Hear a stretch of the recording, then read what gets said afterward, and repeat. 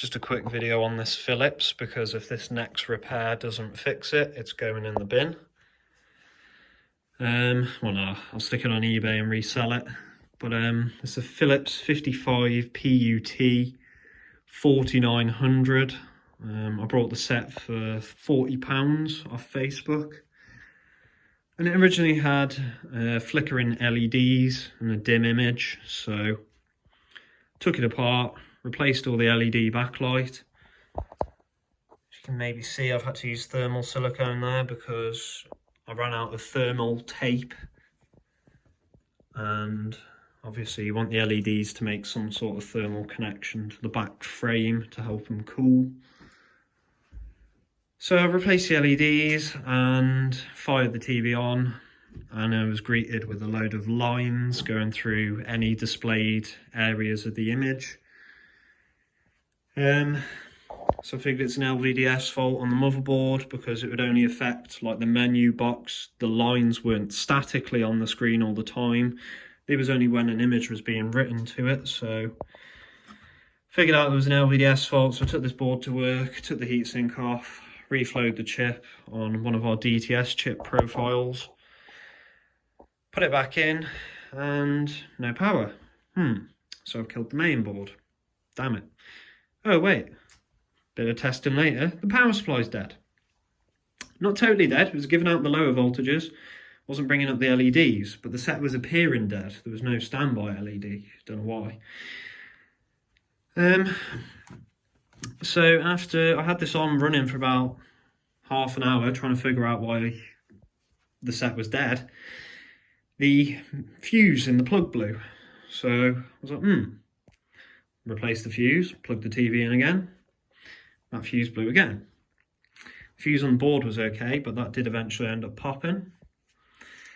So I thought, right, maybe I've done something stupid or shorted something out. So I took the power supply out, plugged it back in again, and then this fuse went bang, and I seen a little bit of smoke come off the board. So what actually happened on this power supply, and this is a 715G6973P0300200M. I think they're the only numbers you really need to know though. You can't change these out either with the P02s. They're a different plug output and slightly different design. So thanks for that, Phillips. Let's make a different power supply for every different series of TV we bring out, or whatever. So anyway, the PFC MOSFET, this booster MOSFET here, shorted out. And that blew out this little MOSFET here, Q9802, which is a A0360 driver. In fact, I'll go get my iPad and show you the parts. Okay, so this is the parts that I ended up needing for the power supply. Originally, I only ordered this little MOSFET here, because some of these parts are actually pretty difficult to find for the specs that Philips have used. Now, fortunately, there is a schematic for this power supply, so I was able to find out what parts we used where. So thanks for that, Philips, that's really good. It's always nice to have a schematic. So that's that little MOSFET, this one. Replace that guy with a BSS 126H, 600 volt, 21 milliamp.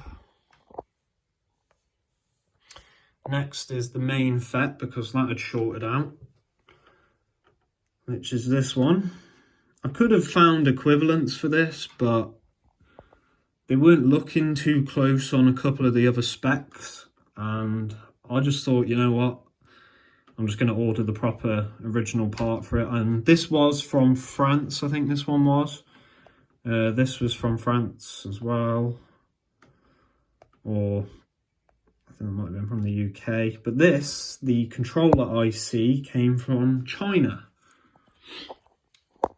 It's a SSC 2005S. And I really struggled to find anything to cross-reference that with. Because of the way this thing is pinned up. You can find fan ICs that do exactly the same thing as this, and other, I can't remember what off-name brand ICs there is, but you can find them that will do the same output as this, but it's pinned up totally different, so it's sort of pretty hard to find a replacement for it. So I had to order that from China. Because originally I only changed that little FET and the big one, and there's nothing else wrong. Now you will notice that there will be 48 ohms across this resistor. Now it's not because the circuit's faulty, and originally there was no shorts on this controller chip, bear that in mind. So that 48 ohms actually traces back all the way to over here, to this pin, which then connects up to these little 47 ohm resistors. So don't think that there's a fault on that diode, it's because of where it connects up to in the circuit. I pulled that pin off just to confirm that, and then I figured that out. So anyway, I powered this thing up again and it would turn on, wouldn't blow the fuse. Got the lower voltage outputs, but the LED voltage is sagging and not turning on enough. So I was like, right, we've still got a fault on the power supply. So I took the power supply back out, just doing a few checks in continuity mode with the meter.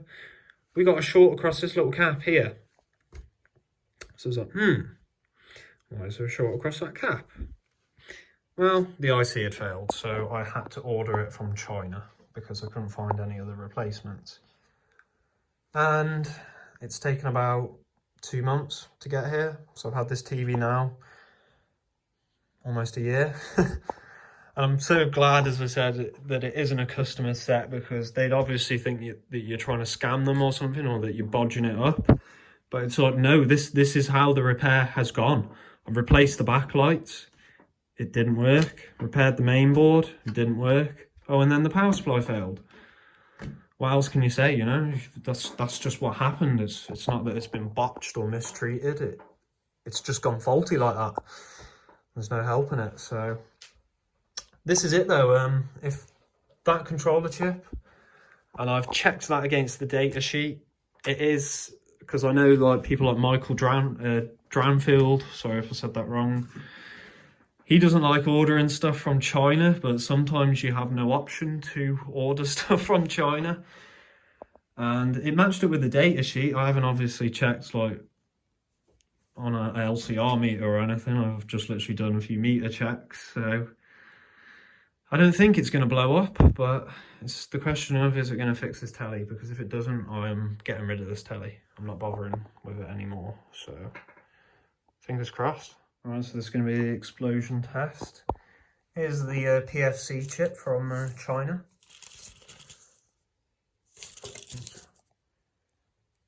So, cleaned up all the flux. It's going to be the explosion test. I think it's still dead, isn't it? Yep.